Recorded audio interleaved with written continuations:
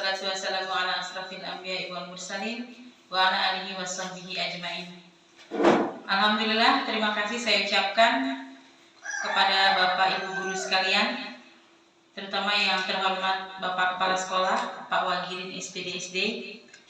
Terima kasih atas kesempatan dan waktunya yang diberikan kepada saya untuk melakukan aksi nyata mengenai modul 1.4 yang sudah kami pelajari dalam pendidikan guru penggerak. Jadi Bapak Ibu, kami ini diwajibkan untuk melakukan diseminasi mengenai menyebarkan pemahaman dan penerapan budaya positif. Jadi disuruh untuk menyampaikan, menyebarkan dengan durasi minimal 60 menit. Jadi besar harapan saya 60 menit ke depan Bapak Ibu guru bersabar untuk mendengarkan dan ikut berpartisipasi aktif dalam aksi nyata ini. Baik, salawat beserta salam adalah senantiasa kita junjungkan kepada Nabi besar Muhammad Sallallahu Alaihi Wasallam, karena berkat beliau, berkat syafaat beliau kita sampai kepada hari ini dan insya Allah selamat sampai hari kiamat nanti. Amin ya rabbal alamin. Hari ini jadi materinya yaitu menyebarkan pemahaman dan penerapan budaya positif. Jadi tentang budaya positif saya yakin Bapak Ibu guru sekalian sudah memahami. Jadi ada beberapa yang akan dibahas pada modul ini. Yang pertama mengenai perubahan paradigma belajar. Kurang lebih ada 8 itu Bapak Ibu ya. Kemudian nilai-nilai kebajikan, kemudian motivasi perilaku manusia, keyakinan kelas, disiplin positif, kebutuhan dasar manusia, posisi kontrol, dan segitiga restitusi. Konsep inti budaya positif ini yang coba kami semua dari CGP ini untuk menyebarkan. Harapannya bisa sama-sama kita bergerak bersama, karena kalau tidak disampaikan nanti khawatirnya hanya sebelah informasi. Untuk yang pertama, perubahan paradigma belajar. Sudah sering Bapak Ibu ya, kita ketahui juga, sudah sering juga dengar mungkin Bapak Ibu mengenai pembelajaran dengan paradigma baru. Jadi apa sih pembelajaran dengan paradigma baru? Sudah sering sekali kita bahas. Jadi saya sifatnya ini juga cuma memantapkan Bapak Ibu. Artinya pembelajaran dengan paradigma baru itu pembelajaran yang dirancang berdasarkan prinsip pembelajaran yang berdiferensiasi, sehingga peserta didik itu belajar sesuai dengan kebutuhannya, berdasarkan tahap perkembangan sesuai dengan teori psikologi modern untuk mewujudkan profil pelajar Pancasila. Dimaksudkan di sini berdiferensiasi, berbeda.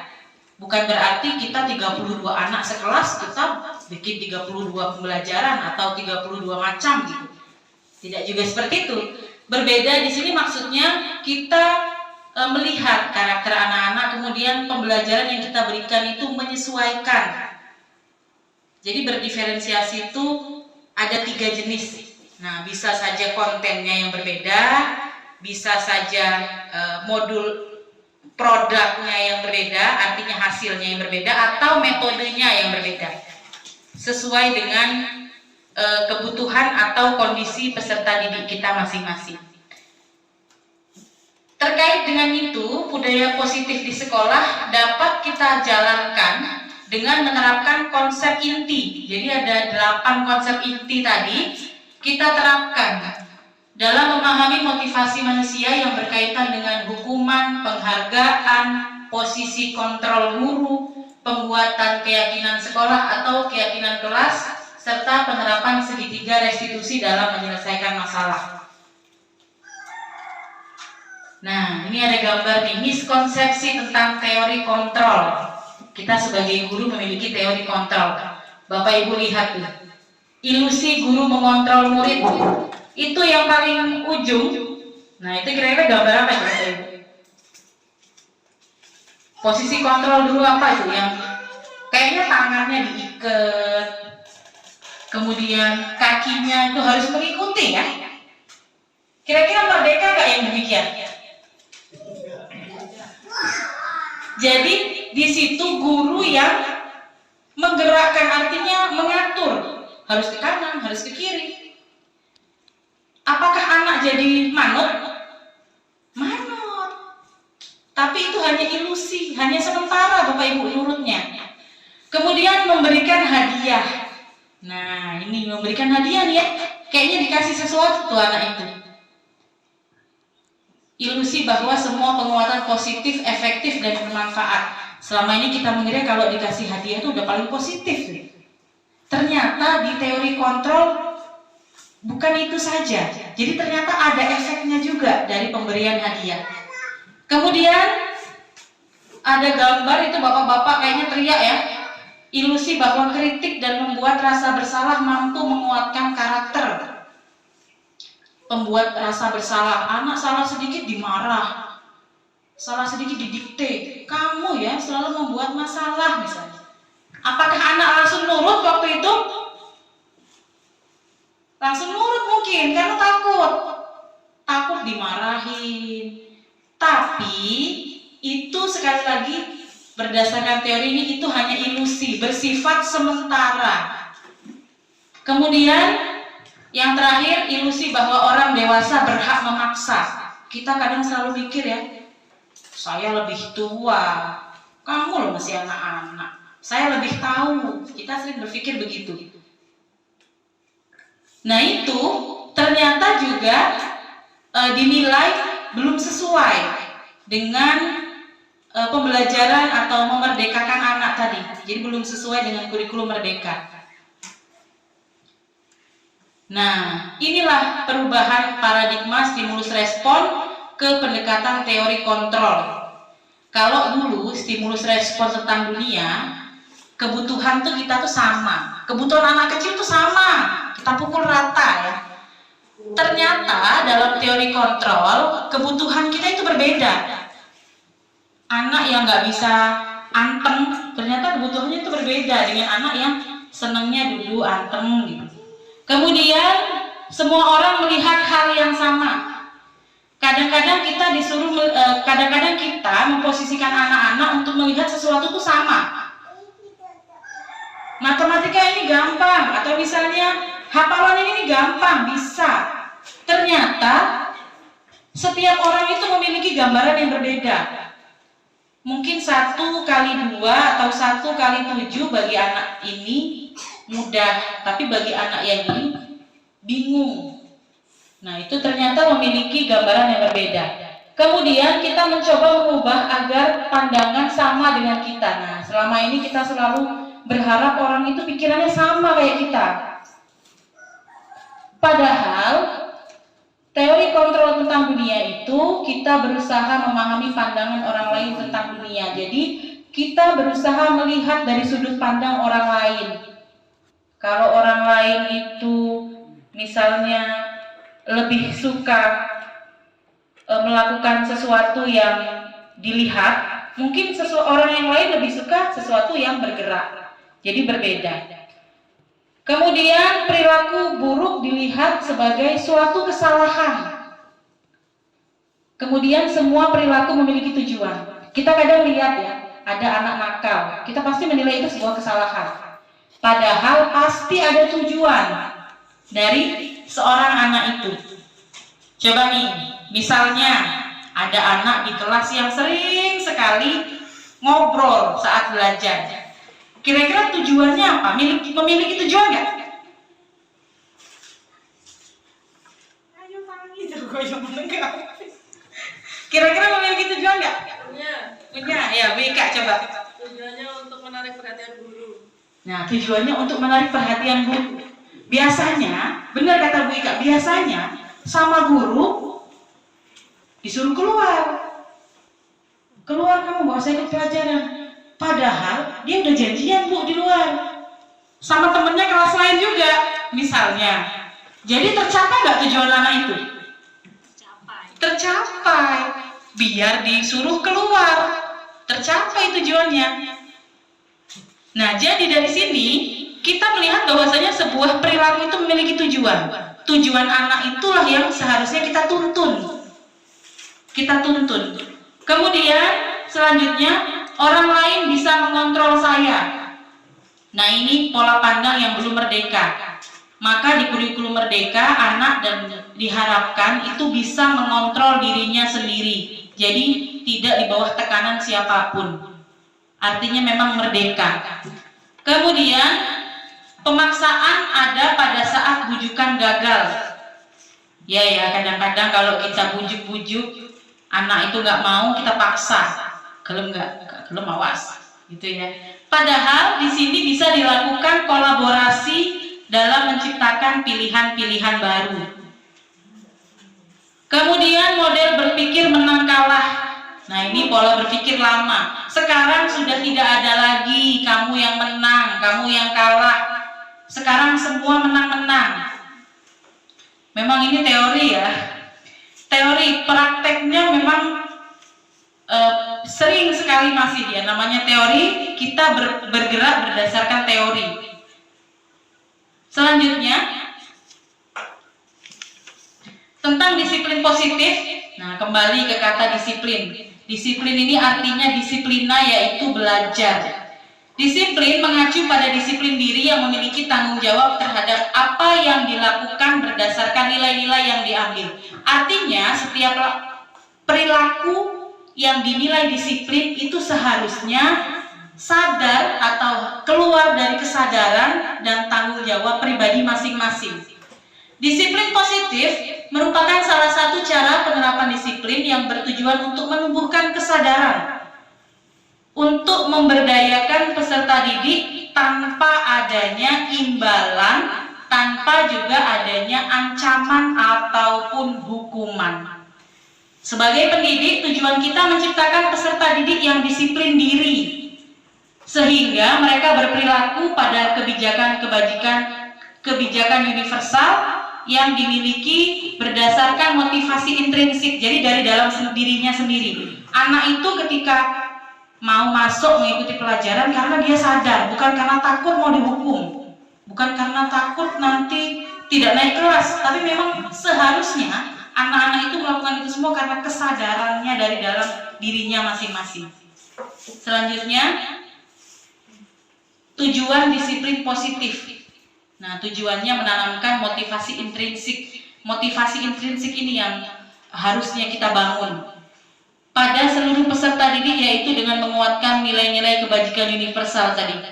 Jadi, apa itu disiplin positif? Tumbuh dari kesadaran internal, seperti yang saya sampaikan tadi, tidak terpengaruh adanya hukuman ataupun penghargaan. Kemudian, disiplin dapat mengontrol diri dalam melakukan segala tindakan.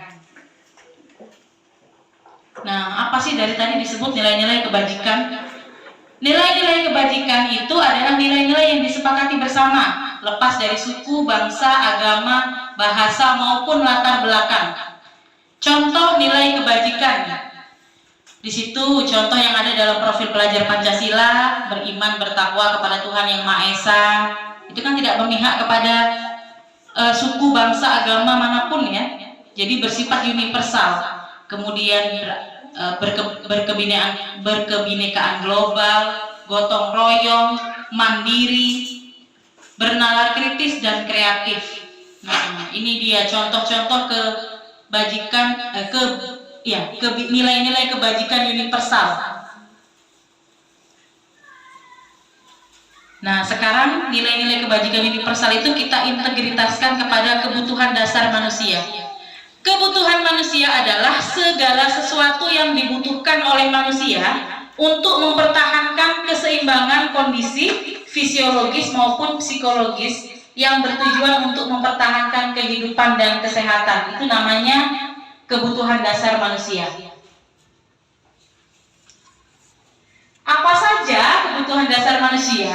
Menurut Dr. William Glasser ada 5 kebutuhan dasar manusia.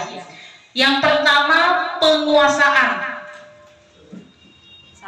Yang pertama, bertahan hidup. Setiap orang memiliki kebutuhan untuk mempertahankan hidupnya masing-masing. Ya enggak? Ya enggak? Ya kita makan untuk bertahan hidup ya. Iya, jadi setiap orang pasti ingin memenuhi kebutuhan dasarnya, yaitu bertahan hidup. Yang kedua, kasih sayang dan rasa diterima. Kita itu butuh diterima, disayangin. Ya begitu juga anak-anak. Kemudian kebebasan. Itu kebutuhan dasar manusia. Ada nggak manusia yang tahan kalau dikekang terus atau di dalam penjara terus gitu? Tidak. Maka kebebasan, kebutuhan dasar manusia itu salah satunya kebebasan. Kemudian kesenangan. Setiap manusia itu butuh kesenangan, begitu juga anak-anak. Jadi termasuk dalam kebutuhan dasar. Kemudian penguasaan. Nah ini, walaupun anak-anak ternyata mereka juga memiliki kebutuhan dasar penguasaan sebagaimana manusia. Kebutuhan dasar penguasaan ini yang kadang-kadang anak tunjukkan yang kita nilai sebagai sebuah kesalahan. Nah, coba contoh yang anak tadi. Anak yang ngobrol di kelas tadi, itu kira-kira sedang ingin memenuhi kebutuhan dasar yang mana ini? Dari 5 kebutuhan ini. Kesenangan ya, bisa. Apalagi? Kebebasan. Karena dia ingin bebas. Mungkin dia kurang cocok dengan metodenya. Kemudian kesenangan ya, mungkin karena dia tidak kurang suka dengan materi itu, atau kurang suka dengan gaya atau cara pembelajaran pada saat itu. Nah, jadi kembalikan kepada 5 kebutuhan dasar ini. Kalau kata ahli itu tidak ada katanya anak yang nakal. Yang ada itu anak yang butuh tempat diterima dan dipenuhi kebutuhannya. Jadi katanya anak yang nakal itu ya karena ada bagian yang kurang terpenuhi dari dalam dirinya. Selanjutnya, nah, motivasi perilaku manusia. Tadi sudah disampaikan. Apa saja motivasi perilaku manusia? Itu biasanya didasari 3 hal. Yang pertama, untuk menghindari ketidaknyamanan atau hukuman. Kita kalau misalnya pergi ke suatu acara begitu, kita biasanya inginnya misalnya acaranya mulainya jam 8, kita datangnya jam 8 pas. Biasanya karena kita itu menghindari ketidaknyamanan, nggak nyaman nih kalau saya nanti dilihat orang datangnya terlambat gitu misalnya. Kemudian untuk mendapatkan imbalan atau penghargaan dari orang lain. Nah, kita kadang-kadang melakukan sesuatu ya, bukan hanya anak-anak. Kadang-kadang, saya pengen ini supaya dapat ini. Nah, ini dikategorikan motivasi perilaku manusia. Yang terakhir, ini yang termasuk motivasi internal untuk menjadi orang yang mereka inginkan dan menghargai diri dengan nilai-nilai yang mereka percaya. Jadi misalnya, anak-anak nih berangkat mau upacara. Ada anak-anak yang pakai pakaian seragam lengkap, topi lengkap, semua lengkap, itu karena takut dihukum. Ada. Ada juga yang pakai pakaian lengkap karena ingin dipuji. Nah, dalam teori ini, motivasi internal itu ada anak yang berpakaian lengkap ya karena dia memang seharusnya, dia berpikir, memang saya seharusnya begini. Memang beginilah diri saya. Nah, inilah motivasi internal. Motivasi yang diharapkan bisa tumbuh kepada setiap diri kita termasuk peserta didik kita. Selanjutnya, konsep disiplin dengan identitas gagal. Nah, tadi sudah ada hukuman, penghargaan ya. Hukuman, kalau anak melakukan kesalahan, kita kasih hukuman biasanya pasti Bapak Ibu ya menyakitkan, ya kan? Tidak nyaman, murid takut, kemudian kesannya memaksa, kemudian kesannya itu jadi murid menyembunyikan kesalahannya, kemudian murid menjadi rendah diri karena dia dihukum, malu akhirnya, rendah diri dia, akhirnya nggak mau sekolah. Kemudian penghargaan,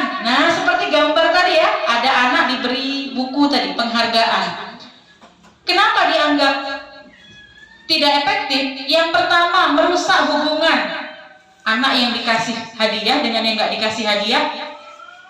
Iya, ada irinya, walaupun tidak disampaikan. Kemudian mematikan kreativitas. Dia tadinya bisa melakukan kreativitas lebih, tapi karena ada hadiah yang dituju, biasanya setelah mendapat hadiah anak itu akan berpuas diri biasanya. Kemudian menghukum dengan sistem ranking. Menghukum, kenapa kok bisa menghukum? Dikasih ranking kok menghukum? Coba, kenapa? Di sini dikatakan menghukum dengan sistem ranking. Ternyata setiap anak itu kan punya kelebihan masing-masing. Ketika ada satu anak yang dikasih ranking, anak yang lain akan merasa tidak berdaya atau merasa kecil. Padahal setiap manusia itu memiliki kecerdasan atau kepintaran di bidangnya masing-masing. Kemudian merampas hak menghargai dirinya. Nah, ini dikatakan dengan pemberian hadiah. Nah, hadiah di sini bukan berarti tidak boleh diberikan Bapak Ibu, boleh. Yang tidak boleh itu kalau hadiah diberikan hasil dari membandingkan si A dengan si B. Hadiah itu seharusnya diberikan dari hasil membandingkan dirinya sekarang dengan dirinya yang lalu. Nah, misalnya ada nih, misalnya si A pada awal semester 1 dia masih belum hafal perkalian misalnya. Nanti di akhir semester ternyata dia bisa hafal perkalian. Nah, penghargaan ini itu membandingkan dirinya sendiri dengan dirinya yang lalu. Tapi ketika si A diberi hadiah, kamu karena juara, kamu karena hafal perkalian ini. Yang si A tidak hafal, kamu lebih hafal, kamu diberi hadiah. Yang tidak diberi hadiah itu gimana perasaannya? Termotivasi, ya. Seharusnya termotivasi. Tapi dalam di sini dikatakan itu merendahkan diri anak. Ya, jadi di sini dikatakan merendahkan diri anak, merampas hak menghargai dirinya sendiri. Selanjutnya, konsekuensi. Konsep disiplin dengan identitas sukses. Nah, kalau tadi hukuman, sekarang konsekuensi. Kalau sebelumnya dikatakan anak, kalau kamu tidak pakai topi, kamu dihukum harus berdiri di bawah tiang bendera misalnya. Itu hukuman. Sekarang diubah hukuman itu menjadi konsekuensi. Artinya kita buat kesepakatan. Bagaimana nih kalau tidak pakai topi? Kira-kira menurut kamu hukuman apa yang pantas untuk kamu? Jadi dia akan sadar, oh ya ini konsekuensi sudah saya sepakati bersama. Kalau hukuman tadi biasanya sepihak ya, ditentukan oleh peraturan. Sedangkan kalau konsekuensi ini biasanya dihadirkan karena sudah melalui kesepakatan yang ditawarkan. Kenapa dikatakan konsekuensi ini identitas sukses dalam konsep disiplin? Karena di sini dikatakan mampu berjangka panjang, kesadarannya itu atau motivasi intrinsiknya itu lebih panjang daripada sekedar hukuman. Kemudian murid akan menghormati, karena dia menyepakati konsekuensi tadi, maka murid akan menghormati peraturan. Selanjutnya restitusi. Nah, kalau tadi itu penghargaan, sekarang dialihkan menjadi restitusi. Setiap murid bertanggung jawab atas perilakunya. Kemudian kalau ada yang salah itu fokusnya bukan siapa yang salah, tetapi bagaimana memecahkan masalah yang ada. Selanjutnya murid akan menghormati dirinya dan orang lain. Sebab kalau di restitusi sudah diberikan kesadaran, ditanyakan keyakinannya, maka murid ini akan bisa menghormati dirinya sendiri dan juga menghormati orang lain. Kemudian dari restitusi itu juga murid bersemangat dalam memperbaiki kesalahannya. Jadi dia bersemangat memperbaiki kesalahan karena dirinya sendiri, bukan karena tekanan orang lain. Karena dia sadar atas apa yang sudah dia lakukan.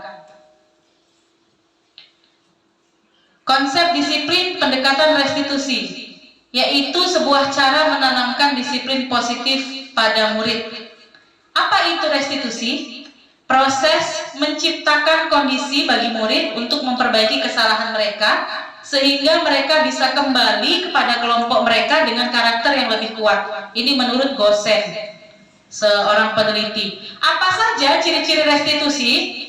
Yang pertama, bukan untuk menebus kesalahan, namun untuk belajar dari kesalahan. Kemudian, memperbaiki hubungan.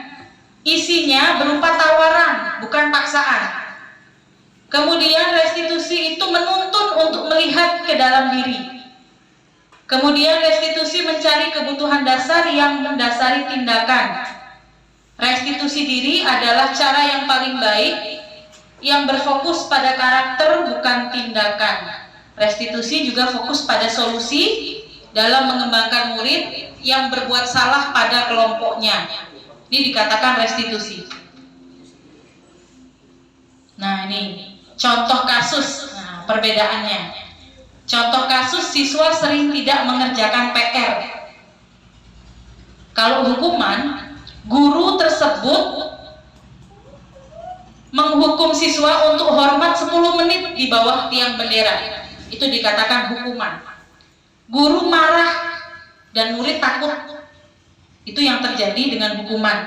Konsekuensi, guru memberikan konsekuensi untuk mengerjakan PR-nya saat istirahat atau dikerjakan sebanyak 3 kali lipat. Di sini memang guru tegas dan siswa menghormati peraturan. Kemudian restitusi, guru akan menanyakan, kenapa nak kok nggak ngerjakan PR terus? Nah, di situ dikatakan menanyakan keyakinan dirinya dan membantu siswa menyelesaikan masalah. Apa masalahnya?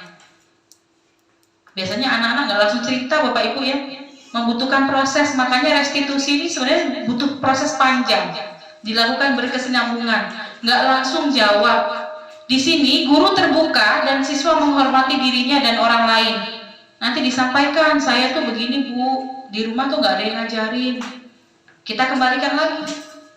Menurutmu, kira-kira apa yang bisa kamu lakukan supaya kamu bisa mengerjakan PR? Nanti dia akan berpikir anak-anaknya.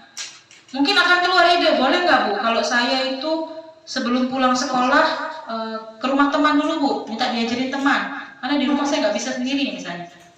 Maka kita hargai.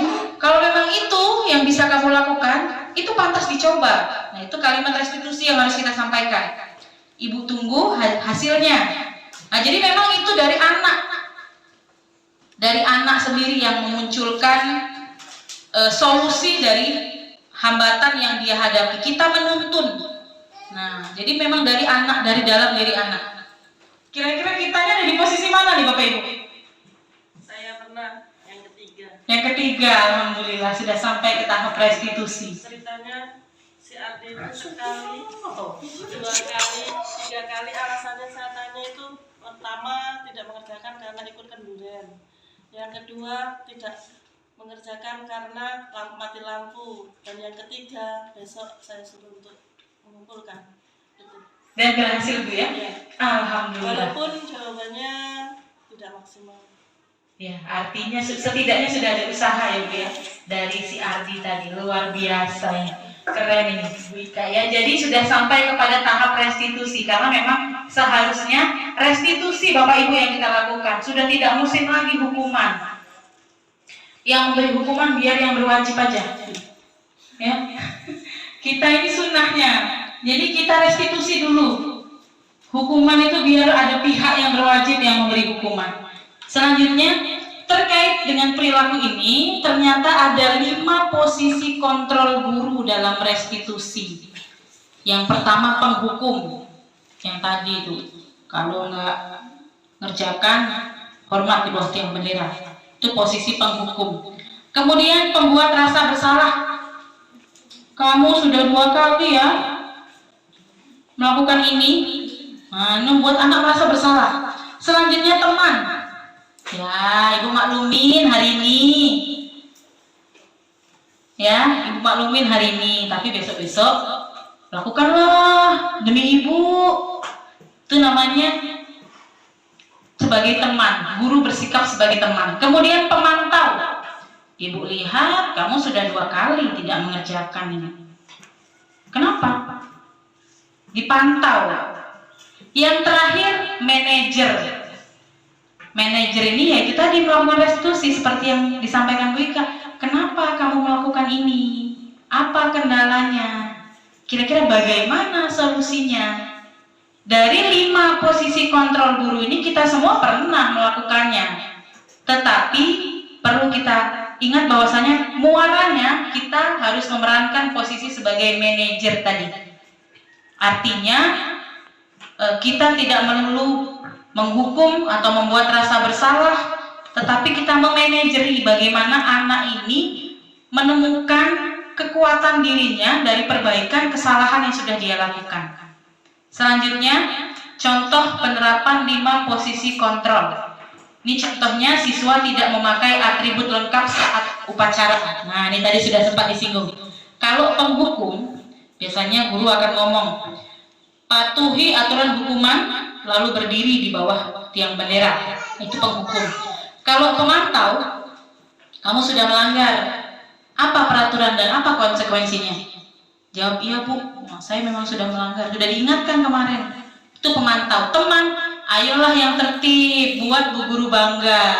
Nah, kali ini nggak apa-apa, nggak pakai atribut. Tapi besok buatlah Bu Guru bangga. Itu namanya kita sedang memposisikan diri kita sebagai teman. Kemudian yang membuat rasa bersalah. Berapa kali Bu Guru harus memberitahu kamu? Bu Guru kecewa sama kamu. Wah, anak ini langsung merasa bersalah banget. Kemudian, posisi manajer. Apa kamu tahu kesalahan kamu? Kira-kira bagaimana kamu akan memperbaiki kesalahan ini? Saya rasa kita semua sudah memahami sampai kepada posisi manajer, Bapak Ibu ya. Jadi hari ini sifatnya hanya menguatkan, mengeluarkan daripada hasil penelitian ibu dosen tadi.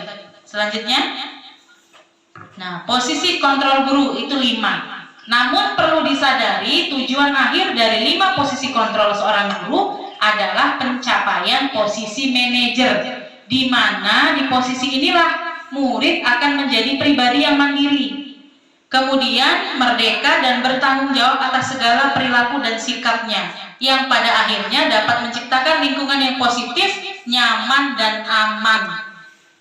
Jadi kalau anak yang nggak bawa atribut tadi ditanya, kamu tahu kesalahan kamu apa? Ya Bu, tahu Bu, saya nggak bawa topi Bu. Nah, kira-kira bagaimana nih kesalahan kamu yang bisa kamu perbaiki? Saya pulang Bu ngambil topi, misalnya. Jadi dia mikir sendiri. Diharapkan itu anak akan bertanggung jawab atas perilakunya.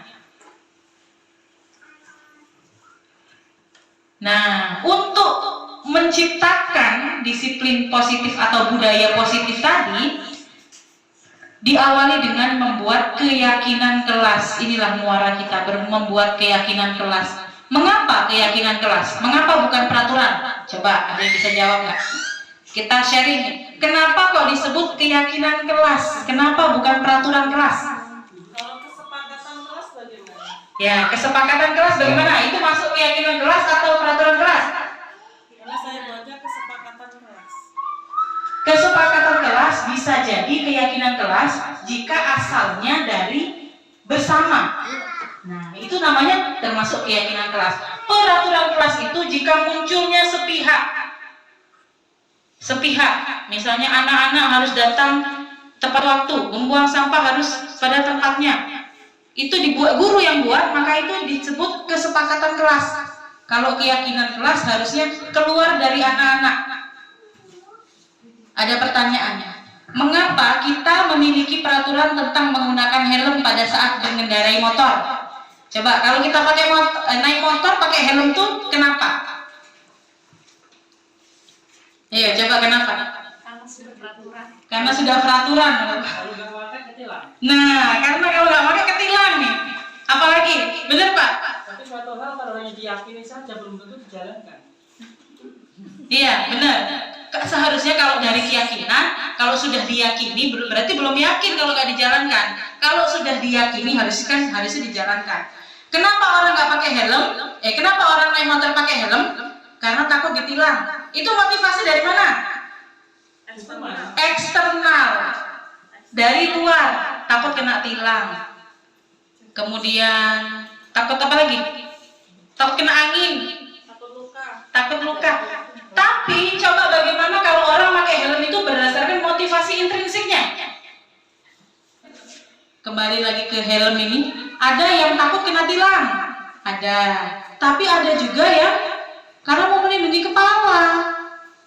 Nanti kalau saya nggak pakai helm jatuh pecah kepala saya. Melindungi nyawa dari ada dan tidak adanya penilangan, dia akan tetap pakai helm. Tapi kalau yang pakai helm tadi karena takut kena tilang, biasanya kalau nggak ada polisi dia nggak pakai helm. Kalau nggak lewat lampu merah dia nggak pakai helm. Yang kedua, mengapa kita memiliki peraturan tentang penggunaan masker dan mencuci tangan setiap saat? Kalau yang motivasinya eksternal biasanya mikir, ya karena kalau nggak pakai masker nanti nggak boleh masuk, Bu. Peraturannya, Bu. Kalau anak yang memiliki motivasi internal, kenapa dia menggunakan masker? Untuk kesehatan dirinya.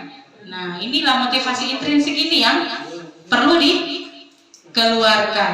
Selanjutnya,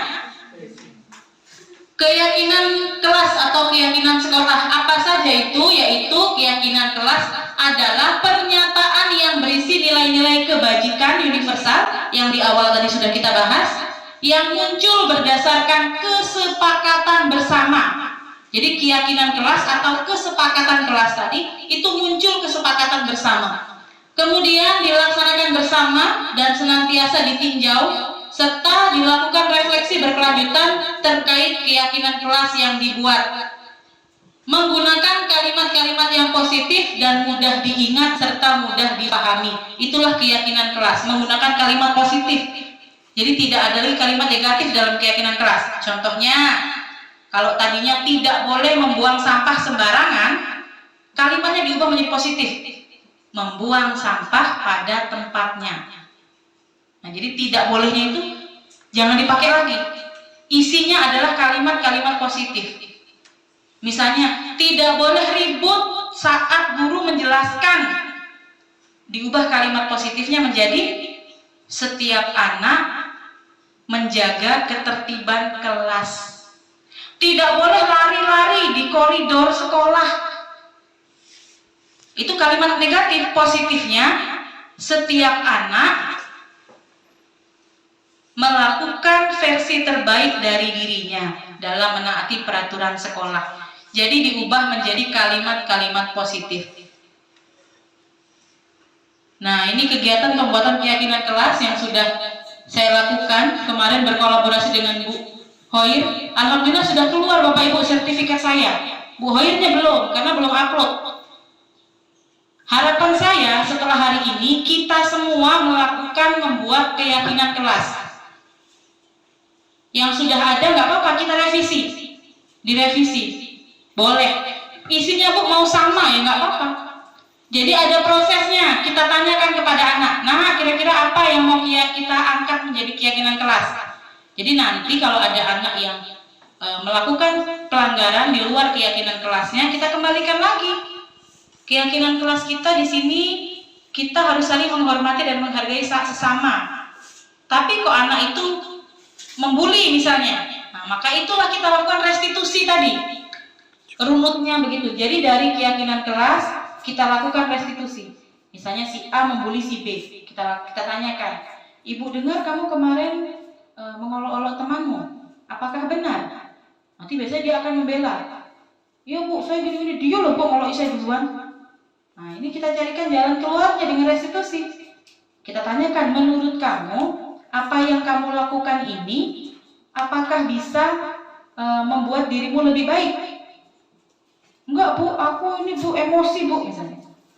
Nah, menurut kamu apa yang bisa kamu lakukan untuk memperbaiki kesalahan yang sudah kamu buat? Nanti sampai kepada akhirnya dia akan muncul ide, misalnya, iya Bu, saya akan minta maaf kepada si A dan saya tidak akan mengulangi. Sesuai dengan keyakinan kelas yang sudah kita sepakati misalnya. Kemudian, bagaimana pembentukan keyakinan kelas? Keyakinan kelas ini sifatnya lebih abstrak daripada peraturan. Berupa pernyataan universal, dibuat dalam bentuk positif. Keyakinan kelas ini sedikit saja, nggak usah 20, itu kebanyakan. Jadi kita ambil secara umumnya. Kemudian dapat diterapkan di kelas. Semua warga kelas hendaknya ikut berkontribusi dalam pembuatan keyakinan kelas, serta meninjaunya kembali dari waktu ke waktu tentang pembuatan keyakinan kelas ini. Jadi bukan sekali buat langsung selesai, berkesinambungan. Sekarang dibuat, akhir semester bisa ditinjau lagi apa yang perlu diperbaiki, apa yang perlu direvisi, apa yang perlu ditambahkan. Selanjutnya, segitiga restitusi. Nah, tadi sudah kita jelaskan. Jadi restitusi itu segitiganya begini Bapak Ibu. Diawali dari menstabilkan identitas. Kita stabilkan identitas itu. Kita tanyakan, ya nak, Ibu misalnya anak ini membuli tadi, kita tanyakan, dia marah nih karena saya diolok duluan. Untuk menstabilkan identitas kita biasanya kalimatnya disampaikan, Ibu bisa memahami apa yang kamu rasakan. Setiap orang pasti pernah merasakan sakit hati atau frustasi. Tapi apakah yang kamu lakukan ini sudah benar? Jadi anak nanti akan validasi tindakan yang salah, akan menyadari, iya Bu, kurang, karena seharusnya saya nggak gini, nggak membuli. Kalau begitu menurut Bu, menurut keyakinan kamu, apa nih yang harus kamu lakukan? Jadi ada tindakan atau 3 langkah restitusi. Selanjutnya, nah ini Ibu, Bapak Ibu, langkah-langkah segitiga restitusi. Kalimat-kalimatnya, menstabilkan identitas itu kalimatnya, setiap orang pasti pernah melakukan kesalahan. Kemudian kamu bukan satu-satunya orang yang pernah salah.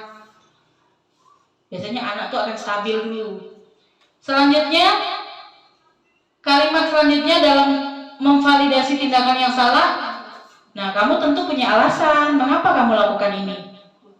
Apakah ada cara yang lebih efektif untuk kamu mendapatkan apa yang kamu butuhkan? Terakhir, keyakinan kelas apa yang telah kita sepakati? Kamu ingin menjadi orang yang seperti apa?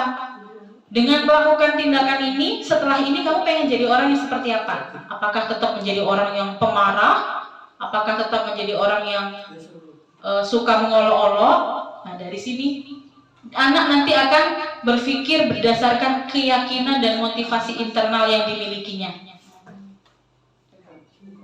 Nah, demikian Bapak Ibu. Jadi, rencana tindak lanjut harapan saya, yang pertama, kita maksimalkan PMM.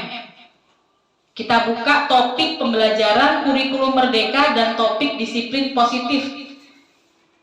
Dari tindak lanjut dari apa yang disampaikan. Memang ini hanya teori Bapak Ibu ya, teori-teori. Saya yakin Bapak Ibu semua sudah lebih ahli daripada ini.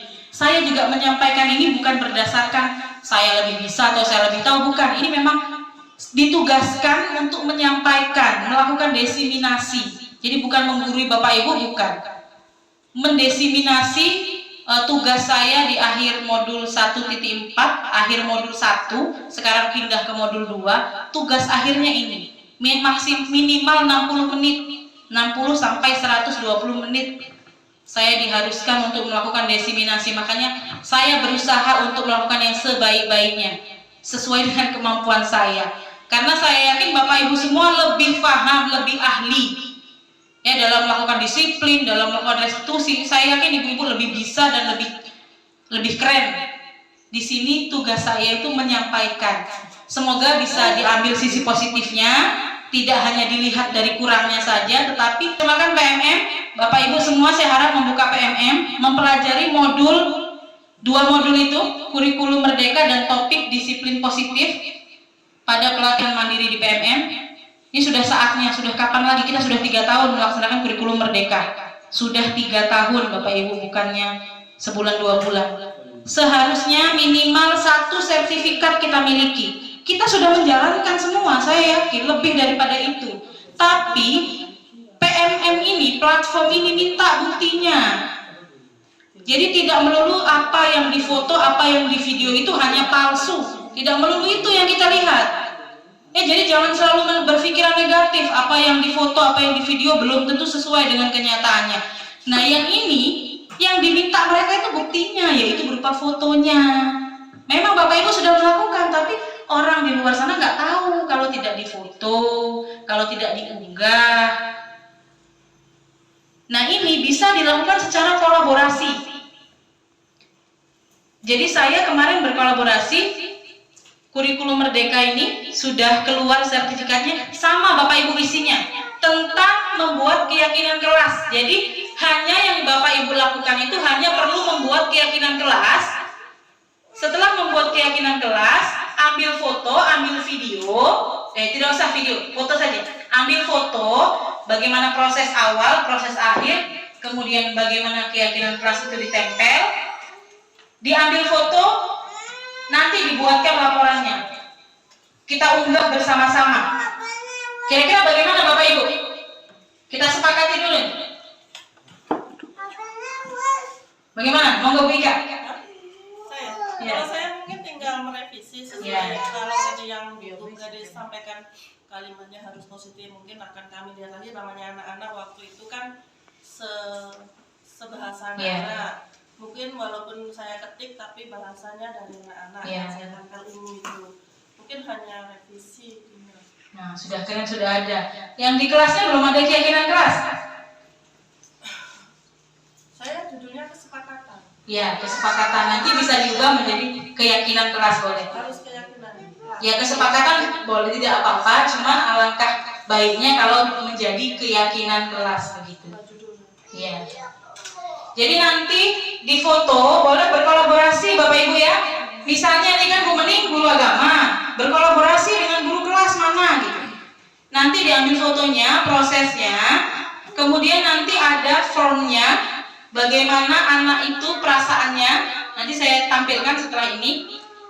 Nanti dibuatkan laporannya. Saya kirim contohnya. Bapak Ibu hanya copy paste saja. Tapi tidak bisa diunggah kalau Bapak Ibu belum menyelesaikan topik belajar mandiri tentang kurikulum Merdeka dan topik disiplin positif. Di situ dijelaskan oleh ahlinya langsung tentang restitusi, tentang hukuman, tentang konsekuensi tadi, tentang apalagi dari posisi kontrol, dijelaskan di situ nanti. Jadi Bapak Ibu bisa mempelajari, ada videonya, ada artikelnya, gitu. Kira-kira berapa waktu lama yang kita butuhkan? Berapa lama kesepakatan kita? Kalau nggak buat video kayaknya lebih singkat Bu. Ya, tidak usah buat video Bu, hanya foto-foto saja. Itu sehari selesai Bu. Nah, harusnya ya. Jadi kira-kira kapan nih? Serentak gitu, semua melakukan aksi nyata. Artinya semua melaporkan, saya sudah melakukan aksi nyata, diunggah di PMM, tunggu sertifikatnya keluar. 1 minggu atau 2 minggu? Ya memang kita nih Bu, apa ya, semua membutuhkan uang ya, yang ini yang itu. Kalau kata Bu Yayu itu kepontal-pontal. Iya memang, karena semuanya harus kan gimana, harus jalan. Kira-kira berapa waktu, 1 pekan atau 2 pekan? Habis ANBK mungkin Bu. Habis ANBK ya, kira-kira tanggal berapa lah itu? 2 pekan berarti. Iya. Habis ANBK. Selesaikan ANBK 2 pekan. Tanggal berapa kira-kira?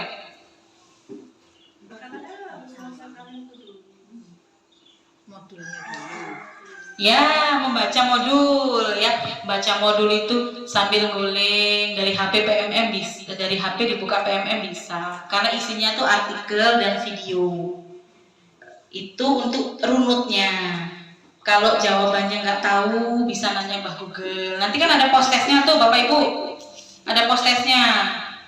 Kita hanya baca gitu aja, dengarkan, ngerjain post-test, sampai pada akhirnya 2 ini sama. Kita sekali upload dapat 2 nanti. Dan kita unggah aksi nyata, harapannya nanti semua dari kita punya sertifikat. Minimal 1 orang 1. Tapi kalau bisa ini dua-duanya, 1 orang berarti 2. Saya dulu nggak tahu kalau 1 aksi nyata bisa diupload kedua. Dulu saya lakukan dengan Bu Indah pertama. Sekarang saya lakukan ulangi lagi dengan Bu Hoir yang kedua. Seharusnya dulu kalau saya tahu, waktu pertama melakukan dengan Bu Indah langsung diupload dapat 2. Artinya 2 golongan, 1 topik kurikulum merdeka, 1 topik disiplin positif. Jadi nanti kalau saya seandainya ingatkan lagi, tidak apa-apa ya. Kira-kira kalau ini tanggal 25, kalau tanggal berapa? 10 kecepatan ya? Apa kelamaan? Nah, MBK kan tanggal 30 ya? Seminggu lah. Oh iya, 13 berarti. Apa tanggal 10? ya, sementara itu. Tanggal 10 itu hari Jumat Bapak Ibu ya? 10 November. Semakin cepat kita selesaikan, semakin cepat kita unggah, semakin cepat tenang pikiran. Oh wes, nggak lagi kepikiran. Misalnya Bu, boleh nggak saya mau melakukannya dulu, aksi nyatanya besok, nanti belajarnya kemudian? Ya boleh, kan sudah tahu tadi caranya. Jadi kita sampaikan kepada anak-anak bagaimana apa yang perlu kita sepakati bersama menjadi keyakinan kelas. Nanti anak-anak ini tinggal kita tarik kalimat positifnya. Hanya begitu saja, simple. Tanggal 10 ya? Ya Bu Yuni, bagaimana yang kelas kecil bisa tetap keyakinan kelasnya? Nah, keren. Langsung digarap sekarang gaspol. Kalau untuk anak kelas rendah, kan karena belum bisa membaca, bisa dibuat menjadi dikasih lambang emoticon gitu Bu. Misalnya anak-anak harus saling menyayangi, dikasih gambar anak, nanti ada yang pelukan, ada gambar love-nya misalnya. Karena kan belum semua anak bisa membaca, jadi bisa diwakili dengan emoticon atau gambar-gambar menarik. Misalnya anak-anak harus saling menghormati sama satu sama lain, bisa juga di keyakinan kelas itu dikasih gambar anak sedang misalnya bermain bersama, saling membantu. Nah, bisa juga diwakili melalui gambar kalau untuk anak kelas rendah. Selanjutnya habis. Jadi itu kira-kira sejam kurang. Baik, jadi kira-kira demikian. Selanjutnya aksi nyata ini besar harapan saya sama-sama kita lakukan. Karena benar tadi seperti yang disampaikan sebelumnya, bahwasanya tidak bisa guru itu bergerak sendiri. Perlu digarisbawahi Bapak Ibu, seorang guru, calon guru penggerak itu juga bukan semuanya lantas bisa, semuanya lantas sempurna, tidak. Sama, saya juga manusia berproses, pasti banyak kekurangan. Bukan berarti lebih bisa atau lebih paham, bukan. Hanya di sini memang mendapat tugas untuk menggerakkan. Besar harapan saya bisa menggerakkan Bapak Ibu sekalian. Besar harapan saya di antara kita ini ada yang berbesar hati, bersukarela mendaftar CGP yang tinggal 3 hari lagi, 2 hari lagi kalau dihitung, hari ini nggak dihitung. Jadi tinggal sampai tanggal 27 kayak saya dengar kabarnya. Besar harapan saya Bapak Ibu mau mendaftar. Bagaimana nanti selanjutnya ya nanti dipikir nanti. Nggak mungkin juga saya akan membiarkan dengan teganya tidak membocori misalnya, ya nggak mungkin. Pasti saya bersamai semampu saya. Jadi besar sekali harapan saya Bapak Ibu untuk mau mendaftar calon guru penggerak. Tidak harus saya kan masih honornya. Tidak Bapak Ibu, yang penting sudah masuk SIM PKB. Jadi paradigma guru penggerak yang katanya harus ini harus itu sempurna begitu, tidak. Guru penggerak juga manusia. Kita juga masih masih ada salahnya. Jadi wajar kalau ada hal-hal yang belum sesuai dilakukan, ya sama-sama. Mulai dari langkah-langkah kecil. Habis ya, thank you. Sampai habis ya thank you-nya. Oke. Baik Bapak Ibu, bagaimana? Apakah ada saran? Kalau pertanyaan saya yakin sudah paham semua, sudah melebihi saya pemahamannya. Saya di sini sifatnya hanya mengingat kembali, mengajak belajar kembali, menguatkan saja. Bapak Ibu guru semua saya yakin sudah paham dan sudah ngelotok kering kalau bahasa orang-orang itu saking pahamnya. Apakah ada yang ingin disampaikan? Atau ada yang ingin ditanyakan terkait keyakinan kelas? Saya mau tanya. Ya, boleh Bu, monggo. Satu aja Bu ya.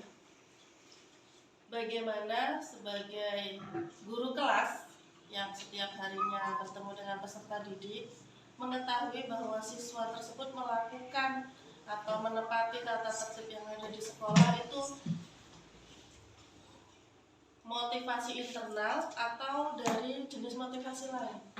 Caranya mengetahui itu bagaimana? Caranya mengetahui. Jadi apakah si A ini patuh peraturan ini karena takut sama kita atau karena emang dia sadar? Ya, terlepas dari tiga tadi motivasi, membedakan oh ini motivasi internal yang kita harapkan motivasi internal. Iya, yang kita harapkan. Membedakannya, oh ini asli motivasi internal, oh ini karena ini bagaimana caranya. Nah, biasanya Bu, kita kalau ada anak yang motivasinya dari internal, biasanya itu akan lebih kuat. Ya, akan lebih kuat dalam melakukan hal yang dimaksud tadi. Dan biasanya ada dan tidak adanya kita itu selalu dilakukan. Contohnya misalnya bagaimana anak ini mengerjakan tugas, diberi tugas saat kita misalnya sedang ada keperluan lain. Kalau memang anak itu termotivasi secara internal dari dalam dirinya untuk melaksanakan itu, walaupun kita tidak ada di situ, bisa dilakukan. Tapi kalau tidak ada, kalau ketika kita keluar, anak itu teralihkan, biasanya motivasinya masih dari eksternal atau dari luar. Karena takut mungkin, takut dimarahin guru, takut dihukum karena nggak ngerjakan. Apakah motivasi ini ajak? Tidak Bapak Ibu. Ya, motivasi ini tidak ajak. Artinya kadang naik, kadang turun. Kadang dari dalam, kadang dari luar. Nah, budaya positif ini yang bisa terus menguatkan. Tidak bisa, anak-anak juga manusia, sama kayak kita. Kadang kita begini hari ini, besok begitu hari itu. Jadi memang tidak ada yang ajak. Bagaimana untuk terus mempertahankannya dengan terus memupuknya dari hari ke hari. Jadi memang melalui proses panjang, berkesinambungan. Tidak bisa instan. Seperti hukuman, kalau hukuman biasanya instan.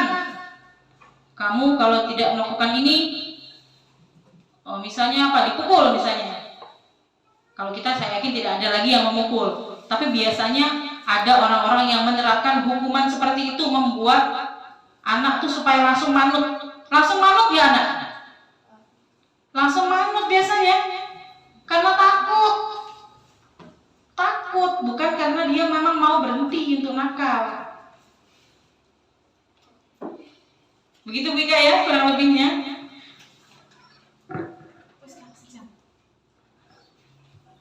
Baik Bapak Ibu sekalian, terima kasih banyak atas kerjasamanya hari ini. Mohon maaf sekali lagi saya menyita waktu Bapak Ibu.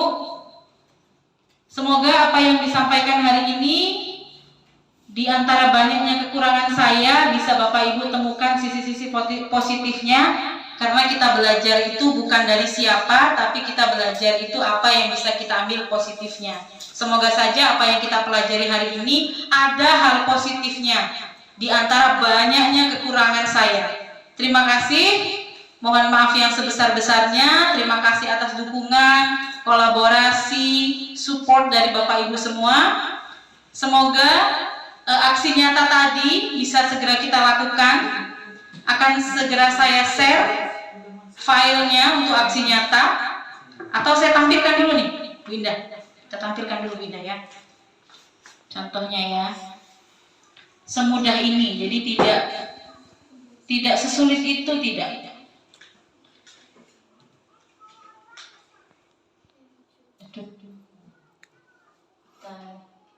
Dari sini.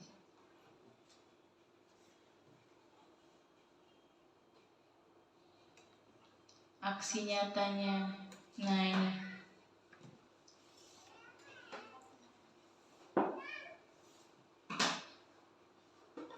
Aksi nyata modul kurikulum Merdeka membuat keyakinan kelas. Nah, coba digeser dulu. Hanya begini. Latar belakangnya apa kita melakukan ini? Jadi kenapa kita perlu melakukan ini? Kalau tadi sudah ada, berarti kita lakukan revisi di tujuannya untuk merevisi. Nah, hanya dokumentasi kegiatannya hanya foto begini saja. Hanya foto begini saja.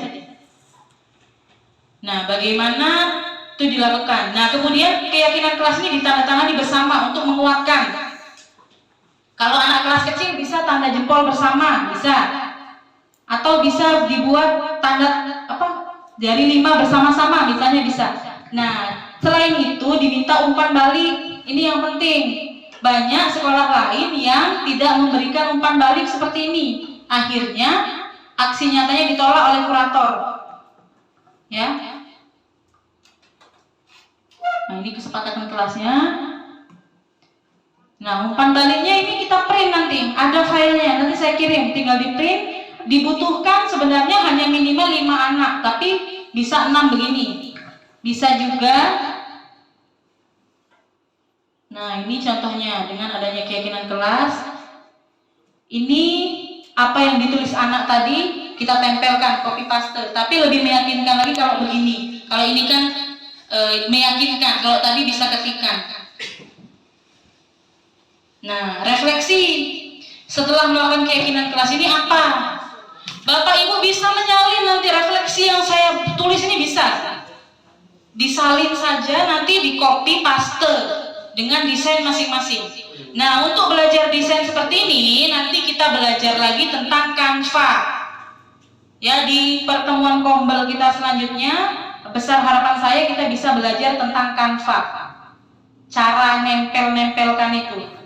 Tapi saya yakin Bapak Ibu sudah bisa. Bu Yuni, wah sudah keren desain jadwalnya. Bu Romi, ya, Bu Yayu, nih sudah keren-keren. Bu Indah juga. Iya, Bu, semuanya sudah nih, sudah keren-keren. Habis. Nah, sudah. Hanya begitu saja Bapak Ibu. Jadi tidak serumit atau seribet yang kita pikirkan. Kita kadang-kadang mikir, alah ribet. Belum kita lakukan. Kita coba dulu baru kita tahu. Nah, begini contohnya. Ini kita buka sekalian nih, sekalian kita buka dari sini. Nah, ini PMM saya. Kita bukanya ke bolongan pelatihan mandiri nih. Nah, pelatihan mandiri ini di sini banyak topiknya. Topik yang kita pelajari ini, kita klik topik. Nah, ini saya diminta melakukan aksi nyata, ini belum. Mana ya yang sudah ya? Nah, ini belum. Nah, ini kurikulum Merdeka. Nah, ini Bapak Ibu pelajari dulu modul-modul ini. Modul 1, modul 2. Kalau sudah nanti checklist hijau. Baru lakukan aksi nyata. Nah, ini keluarlah nanti sertifikatnya. Karena saya sudah melakukan aksi nyata, keluar sertifikatnya. Kita lihat sertifikatnya. Nah, tujuan utama kita bukan hanya sertifikat Bapak Ibu. Tujuan utamanya memaksimalkan PMM. Memang kita sudah melaksanakan semua, tapi kalau nggak diupload, PMM kita akan terbaca seperti tidak melakukan. Kan emang-emang. Hanya tinggal foto sedikit, ketik sedikit, dapat sertifikat. Ini sertifikat halaman depan. Yang mana tadi? Nah, ini sertifikat halaman belakang. Ada JP-nya 30 JP. Kalau yang ASM bisa untuk naik pangkat. Itu gratis ininya. Nah, ini baru keluar 4 Oktober kemarin, aksi nyata yang baru saya lakukan. Jadi sekitar kurang lebih 2 pekan. Nah, jadi hanya kita butuh foto sedikit, ngedit file sedikit, upload, jadi. Jadi besar harapan saya nanti Bu Mending bisa kolaborasi dengan siapapun, wali kelas yang manapun bisa, karena saya juga di sini tulisannya kolaborasi dengan Bu Hoir dan Bu Indah. Bu Indah kalau sudah menyelesaikan modulnya, nanti tinggal upload, karena modul Bu Indah sudah ada, sudah berkolaborasi dengan saya 1 tahun yang lalu, tapi beliau belum menyelesaikan PNM-nya, belajarnya sampai hari ini belum. Ya setahun gitu. Nek nanti ngoco ya nggak rampung. Tenang, nggak masuk ya, kita edit nanti ini. Nah, di sini berkolaborasi, jadi bisa dilakukan di sini kolaborasi aksi nyata. Jadi bisa. Misalnya guru kelas 2 dengan kelas 2 mau bareng bisa. Ya, jadi mau bareng melakukan aksi nyata bisa. Laporannya dengan bahasa sendiri-sendiri, deskripsinya sendiri-sendiri. Begini deskripsinya. Nih. Di sini disarankan 15 hari. Nah, pas kalau kita waktunya 2 minggu. Katanya tidak usah buru-buru katanya. 8 sampai 12 hari katanya. Jadi pas kalau sampai tanggal 10 November tadi ya. Ini saya melakukan atau meminta hal ini sudah berdasarkan petunjuk dari Bapak Kepala Sekolah. Jadi memang sudah seharusnya bersama-sama kita bergerak. Sedikit saja lagi foto, kemudian buat laporan, begitu aja kita bisa melakukan aksi nyata. Nah, demikian Bapak Ibu. Baik, tanpa berlama-lama lagi. Nah, kalau ini saya izin menyampaikan supaya nanti Bapak Ibu tahu ya. Jadi aksi nyata ini karena kita sudah memahami. Ini yang saya buat tadi untuk Bapak, sudah diambil juga foto-fotonya. Ini tinggal upload. Nah, seperti ini nanti. Nah, ini dokumentasi kegiatan. Sudah muncul foto kegiatan, ini tinggal upload. Jadi hanya begitu saja, tinggal upload kegiatan tadi. Untuk memenuhi Merdeka Belajar. Kalau kita bingung gitu, tidak usah sungkan Bapak Ibu, kita berkolaborasi bersama. Ya, saya siap kirim filenya, kita buat sama-sama. Kemudian kita ketik sama-sama, kita siapkan sama-sama, kita upload sama-sama. Serentak kita upload. Jadi 1, 2, semuanya yang sudah punya PNM bisa ngupload. Itu harapan saya. Terima kasih banyak. Sudah berkali-kali nih mau ditutup. Kira-kira sudah bisa ini ya, sudah bisa dapat gambaran. Dapat gambaran ya Bapak Ibu ya? Ya, terima kasih banyak.